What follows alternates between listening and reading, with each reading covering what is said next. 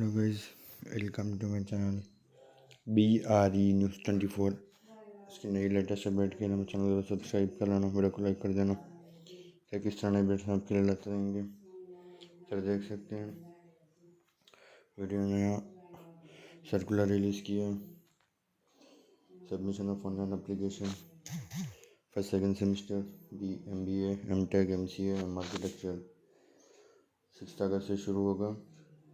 Without penalty है 7 से लेके 16 अगस्त तक, और without penalty approval of application 18 अगस्त, और submission fee collected from the students बाद में बताएंगे वो।